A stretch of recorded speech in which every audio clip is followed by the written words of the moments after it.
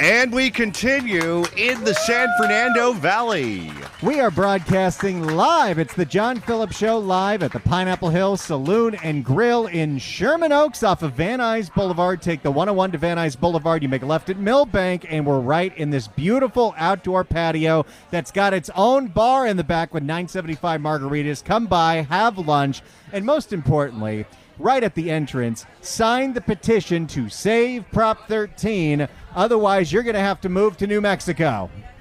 And I don't think we've ever had a remote with better weather than this, have we?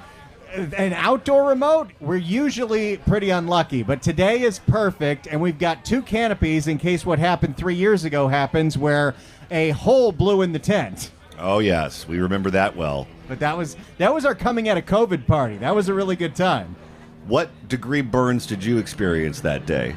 That was a day full of mistakes. One, I didn't bring any hand sanitizer. Two, I wasn't drinking any water, and I thought it would be a great idea to chug a beer in the middle of the show, so I was dehydrated. And three, I didn't put on any sunblock, so I had a giant red mark on my face. Oh, and then I got COVID. Oh, well, that's a cherry on top of a sundae. But today's going to be a wonderful day. We're only 1 hour down. We're here till 3 o'clock, so just tell the boss you're going on a long lunch and get over here because we're having a great time with this incredible audience. And right now, it's our pleasure to welcome our next guest to the program. You read her in the pages of the Southern California News Group, which is the LA Daily News, the OC Register, the Riverside Press Enterprise, and most importantly, Randy, the Redlands Daily Facts. I've been doing that joke for 12 years now. You also listen to her on the Howard Jarvis Radio Show, which airs Tuesday nights on KABC and KSFO. You can follow her on X at Susan_Shelley. Let's give a very warm welcome to Susan Shelley. Thank you, John. Thank you. It is such a pleasure to be here at Pineapple Hill with everybody signing the Save Prop 13 petition. What a great turnout. This is so exciting. And I'm so happy we're in the San Fernando Valley specifically because this is where Prop 13 was birthed, correct? Correct. Prop 13 is what protects you from being taxed out of your house when the value of your house goes up. Before 1978, it was the case that every year, whatever the value was, that was your assessed taxable value. And the tax rate was a statewide average of 2.67%. So imagine paying 2.67% of the current market value of your property. Don't do it if you have a pacemaker. Prop 13 fixed that. Prop 13 capped the rise in annual assessments at 2% a year, no matter what the market does, and it cut the tax rate to 1%. So people who think they're not helped by Prop 13, tell them what it used to be, which you can find at guessinggame.org. It looks like a carnival game because taxes used to be a carnival game, and now they're not. Now they're controlled. And this petition protects the other part of Prop 13, which makes it harder to raise your other taxes.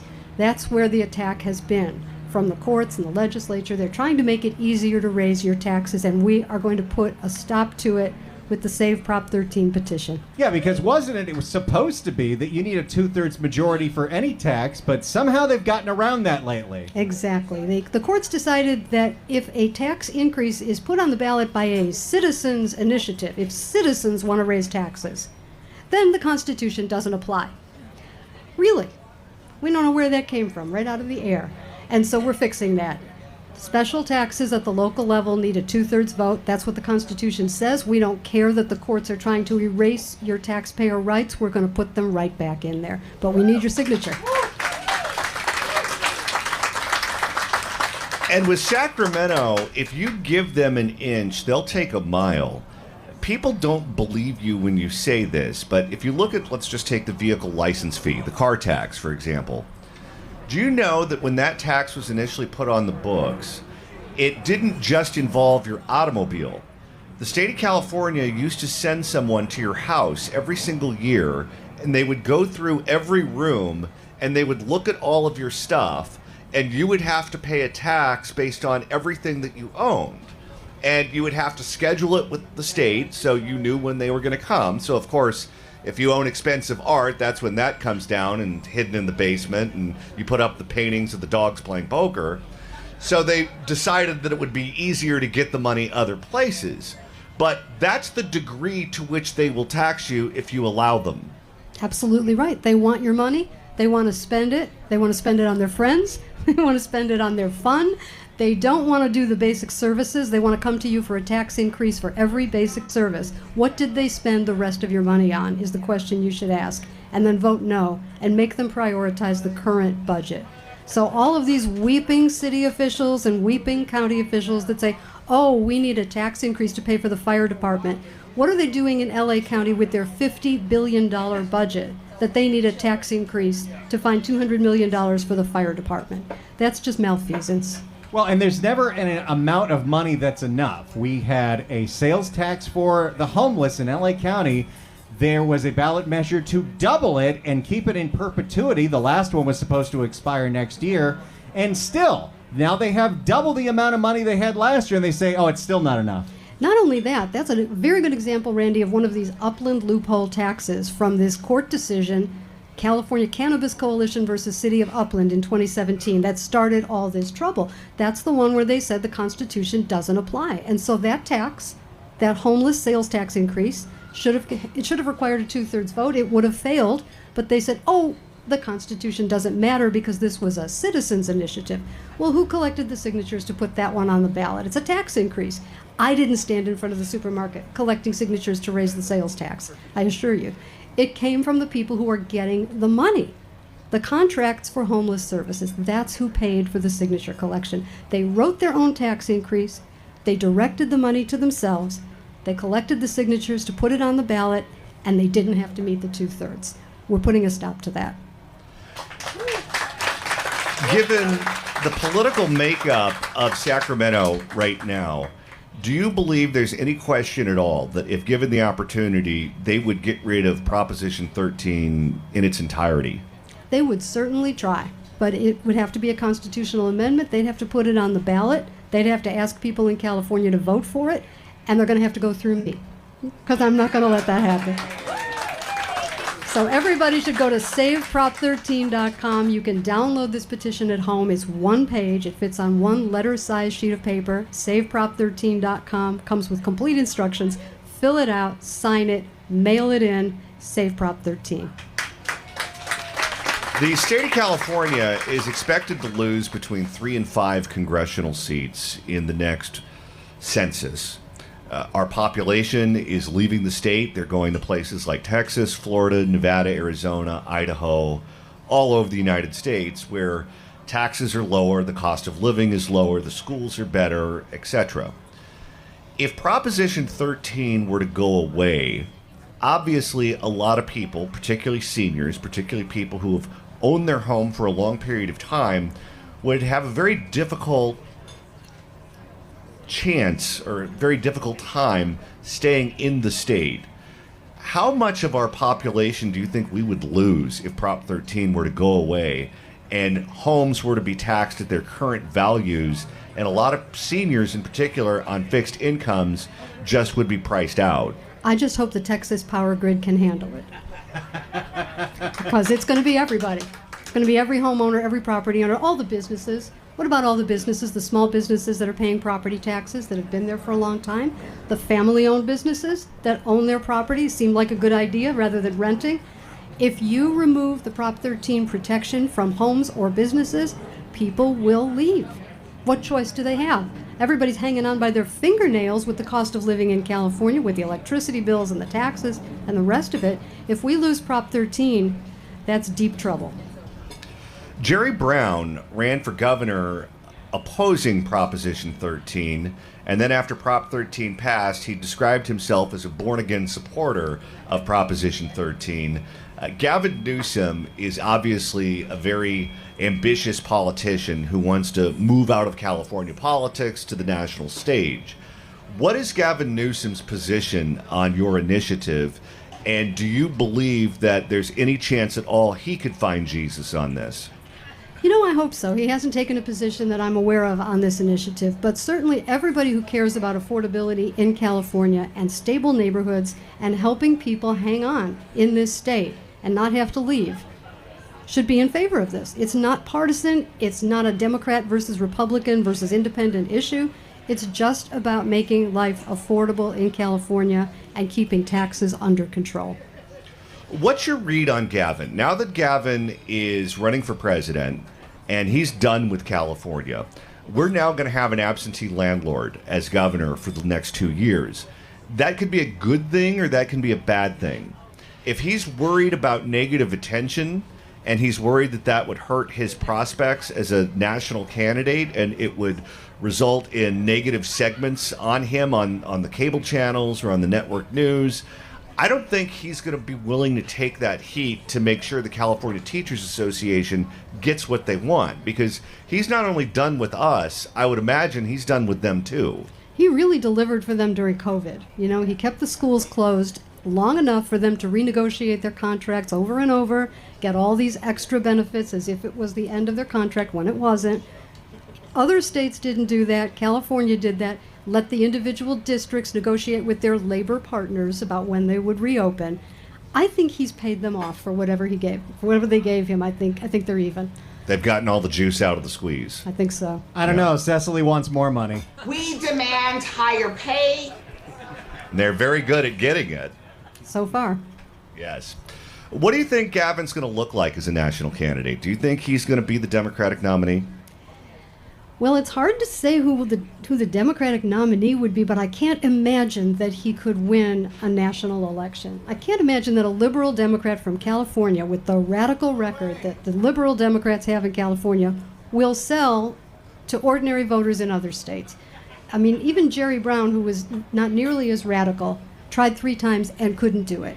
It's Republicans in California who can win in national elections. It was Nixon, it was Reagan, because if you can be a conservative in California and get Democratic votes, you've got what it takes to sell nationally. Did you see Kamala Harris has a book out that she's out promoting, and different snippets from that book are now being published in the papers and on social media. And she is now claiming that when Joe dropped out of the race and she decided that she was going to be the candidate, one of the people that she called was Gavin Newsom, and Gavin Newsom sent her to voicemail repeatedly. He would not take her call. Well, that was a bad omen for her, wasn't it? That didn't go well. It didn't go well for Vice President Harris. But really, she had, if you think back, she had no business being on the national ticket at all. When she ran in 2020, she was the first one out. Do I remember that correctly? Oh, yeah, she didn't last. She was the first one out. And it was only because Joe Biden decided that he wanted to do identity politics on the second half of the ticket that she was named to it at all. And then he drops out at the last minute, and they jump in and they take all the funding with that weird midnight transfer of the campaign finance paperwork, and she's the nominee. But she didn't do it on merit, shaking hands, going to the Iowa State Fair. She didn't do it the way other candidates do it. So I think she was lucky she had as long a run as she did. What kind of relationship do you think she has with Gavin? Because they're working the same corner right now, where both of them want to be the Democratic nominee, obviously. Both of them come from California. Both of them have the same donors. Both of them have the same consultant in A. Smith. And he wouldn't take her phone call when she decided that she was going to run for president the last time? He said he was hiking. He was hiking. Well, Oh, yes. there you go. He was hiking. There are no phones when you're hiking. Didn't he say he was on the treadmill before? Yes.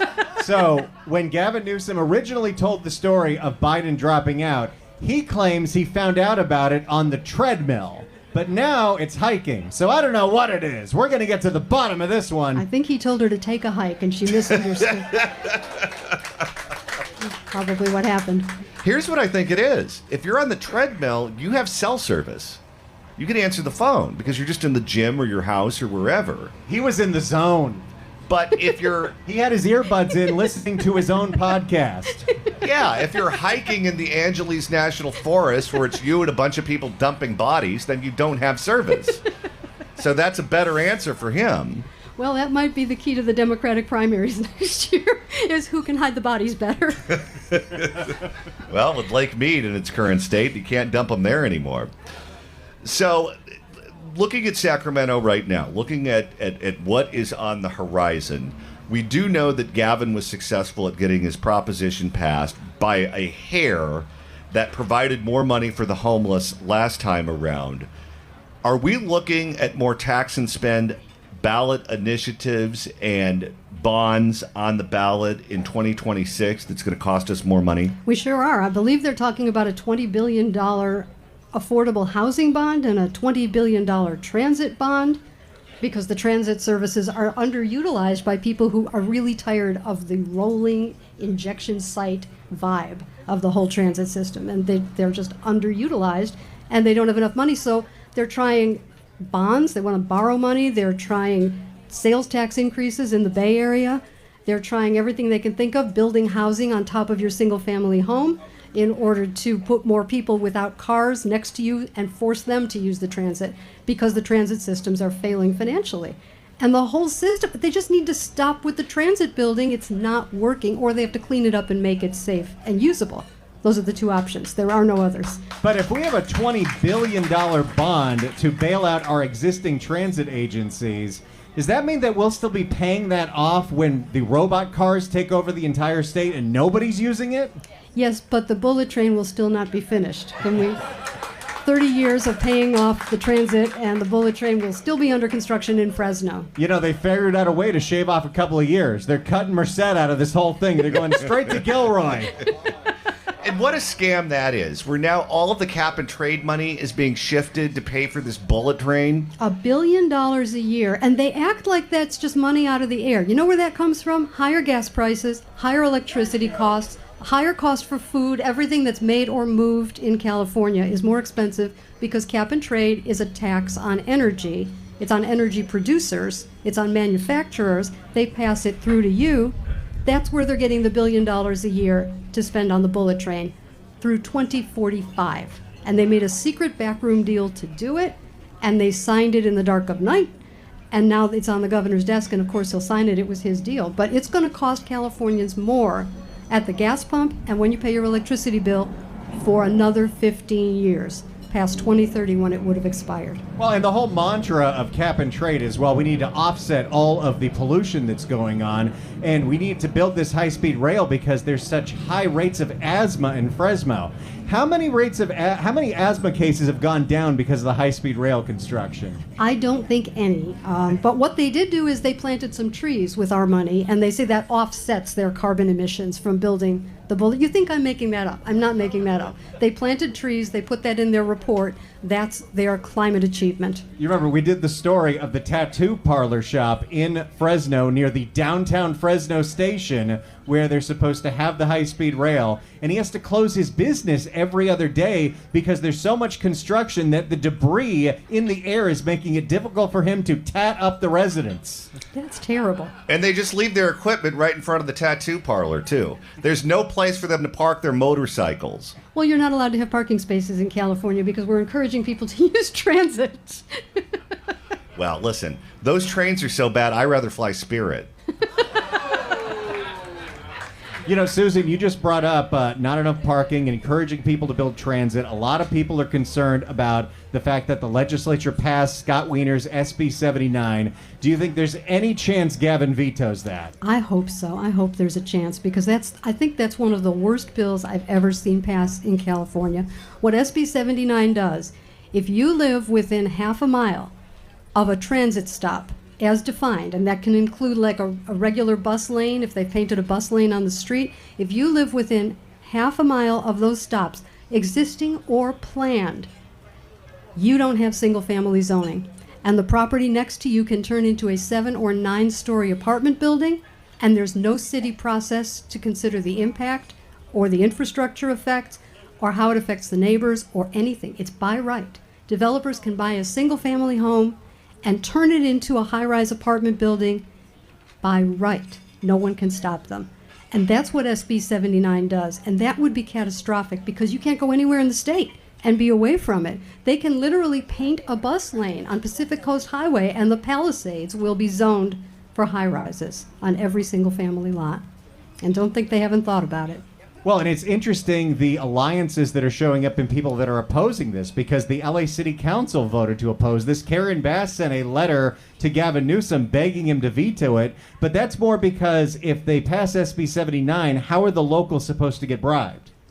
Probably that's a good point, because everything's by right, and the locals don't have the right to hold up all those. They can't go to the Plum Committee and say, well, we're just going to have to wait till Christmas and see how things look before we decide to do it. You're right. All right, Susan, we're running out of time here, but if people want to help protect Prop 13, how can they do that one more time? Go to saveprop13.com, saveprop13.com, download, sign the petition, print it at home on one piece of paper, sign it, mail it to the Howard Jarvis Taxpayers Association, and thank you for supporting Prop 13. And if you haven't done it already, you can sign right over there underneath that red umbrella. Susan Shelley, thanks so much for stopping by. Thank you, John and Randy. If you'd like to email the show, you can do so at johnnydon'tlikeshow@gmail.com. That's johnnydon'tlikeshow@gmail.com.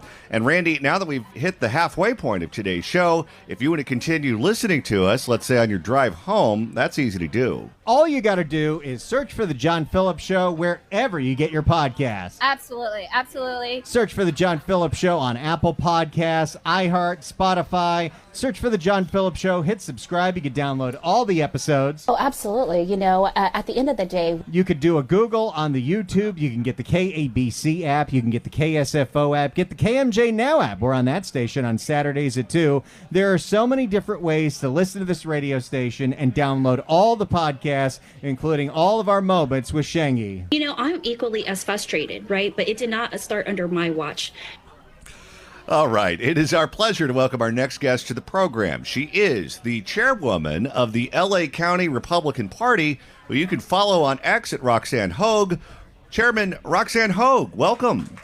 Yay! I'm so absolutely thrilled to be here on a Jimmy Buffett Friday. You are very festive for Jimmy Buffett Friday. absolutely, absolutely. I try to be prepared. Now, you are working night and day fighting Proposition 50, which is on the ballot, a special election here in California, which would take away the district lines that were drawn up by the Independent Commission and replace them with gerrymandered lines that have been drawn up by politicians in Washington, D.C. There was a new poll that dropped this morning that showed the yes side barely over 50%. Meaning this race is within the margin of error and can go either way. Typically, if you have a ballot initiative that is being voted on, you want it over 60% in the polls to feel comfortable enough that it would go over that finish line and pass. As of right now, they're far from that. What do you think about this poll out about Proposition 50, and do you think we actually have a shot of beating it? Absolutely. I'm sorry, I had to say it again. Well, we do have a chance, because here's the thing. Because people are all used to being bamboozled by the title and summary, there's going to be, I will bet my husband's money, on the fact that there are people who are against the idea of redistricting by the legislature who said yes. Right? So we're starting already in a very good place, because nobody likes corruption. Nobody likes Sacramento pulling your strings. Well, and just take the partisan politics out of it for a second, because there are people who are veterans. There are people who have health care from the VA.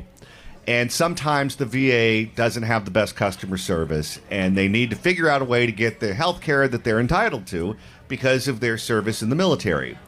What you typically do now is you go to your member of Congress, who is theoretically from your community, and you go to that person and they help you get the operation you need, get the service that you need, whatever the case may be. With these new lines, you may have a representative that is 8 hours away from you by car, meaning if you need something from the VA and you can't get it, the recourse that you have is being taken away from you. What they're doing is making districts not pass the common sense test. If you live in a community, that community should be represented by one congressperson. You're saying that Lodi shouldn't be split into 3 different districts? Crazy, I know. Yes, that's what I'm saying. What if one of those Congress members doesn't like Zinfandel? Well, what about Huntington Beach and putting part of it with Long Beach? I mean, none of this makes sense. And by the way, when you said Independent Citizens Redistricting Commission, we all know that that was already a thumb on the scale in a partisan way against conservative common sense voters. So we already had, we didn't kvetch and moan about that system, but now to take this and just rip it all asunder and do it in such a craven, venal way to elevate Gavin Newsom is ridiculous. If Proposition 50 fails, is that the end of Gavin Newsom? You know how if there's a nuclear war, certain invertebrates will survive? I kind of feel like that. He is kind of like Jason with the hockey mask, isn't he? He just won't ever go away. He just keeps coming back and coming back and coming back. I don't think Gavin Newsom is ever going to go away unless he pisses Hillary Clinton off. And then he'll be hanging in Jeffrey Epstein's cell, too. Yes, I can see that. But Proposition 50 is something that is not a foregone conclusion. A lot of money is going to be spent. I saw that the No side just got $30 million from Charles Munger, and he says he's willing to write even more checks. Do you think the No side will have the financial resources necessary to get the word out? Well, there will be so many constituencies and groups working on the No side. Note that none of that money is coming to me. But we don't care. Those of us who are sort of grassroots organizers, we all agree no on Prop 50. I think it'll help get the word out. The biggest challenge is that people who have normal lives aren't aware that the ballots are going to be in the mail. October 6th is when they drop. And no matter what your opposition to our wacky voting system here in LA, immediately mail those suckers in. Like, sign up for ballot tracks, do not wait, do not pass go, do not pay $200. Turn them in, no on 50. What about the yes side? Because if you're Gavin Newsom, you can go to all the public employee unions. You can go to all of the people with business in front of the legislature in Sacramento. And you could say, if you want me to answer your phone call when you call, you're going to be writing a check to the Yes on 50 campaign. It seems like he has an unlimited ability to raise money. Oh, he sure does. But guess what? Do you remember Prop 36, where people understood that we wanted to make crime illegal again? That was the No side on that was completely outgunned us, and yet people realized what a threat this is. And I think those of us who have had enough here in Southern California and all of California, are going to have the same realization. Former California Governor Arnold Schwarzenegger says he's going to campaign up and down the state against Prop 50. Gavin Newsom has said publicly that he will refuse to debate Arnold Schwarzenegger on the subject of Prop 50. According to recent polls, Arnold Schwarzenegger is more popular than Gavin Newsom. How big of a factor do you think Arnold Schwarzenegger will be in this debate? An amazing factor, because Gavin is doing something that doesn't usually happen with a proposition. He's putting a face on it. He's saying, this is me, and this is Nancy, and this is Alex Padilla, for whatever that's worth. Who? That guy. Jose Padilla. Anyway, but the fact is that Arnold Schwarzenegger is a star and was our governor. So I think that's going to be an amazing thing. He's popular with the maid, too. I had a feeling that was coming. He's here all week, ladies and gentlemen. Tip your waitresses. Did you see, by the way, that the kid he had with the maid was not invited to the other kid's wedding? So rude. It's a little awkward, Johnny. Well, why punish him? He didn't do it. It was the mom and it was Arnold. The kid had nothing to do with it. Why should his invitation get lost in the mail? Maybe the kids were jealous that one got all the muscles. Well, maybe. I don't know. But who at this point is Arnold speaking to? Because I bet you if we were to talk to the people here about Arnold Schwarzenegger, their opinion of him has soured over time, in part because of cap and trade, in part because he let Fabian Nunez's killer son out of prison early, which is something that's totally unforgivable. But while I think that offends the people here, there's a segment of society that probably doesn't even know that he did that, and he's still popular with them. There's a segment of society that doesn't know that Arnold was ever governor. I mean, So you win an election with 50% plus one of the people who vote. And he will get people out to vote. What do you think is going to happen with turnout? Because we're not used to voting in November of odd years, especially voting on one subject for one ballot initiative. Well, they took away that right when they collapsed everything into presidential and gubernatorial years. So if there's one thing I would beg the over 1 million registered Republicans in LA County and the millions more throughout the state is let's do this, as Carl DeMaio says, like let's be turnout ninjas.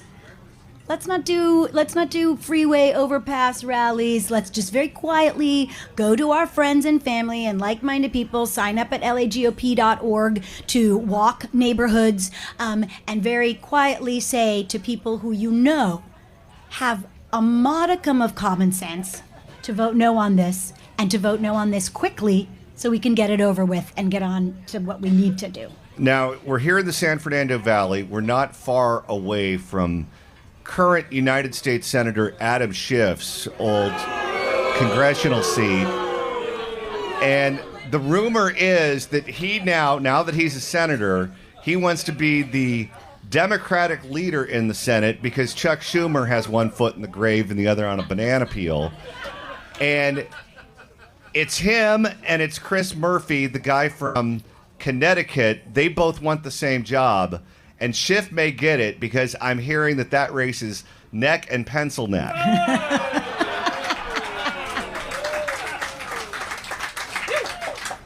And he's in trouble, too, because he lied on the bank forms about where he's supposed to live.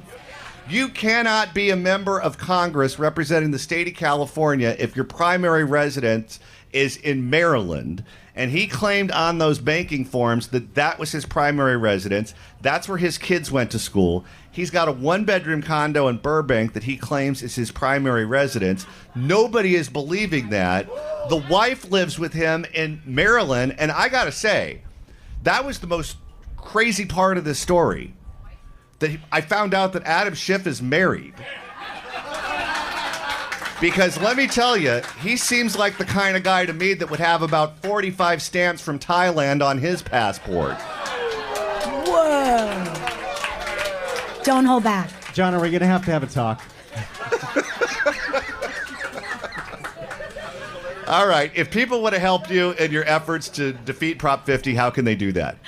Well, they can go to lagop.org, sign up to volunteer. Here today, I have some awesome yard signs, stop Sacramento and politicians from pulling our strings, and you can get one for a donation of just $20. But the most important thing you can do is know that you're not alone. There are more of us than we think, and we need to start punching above our weight.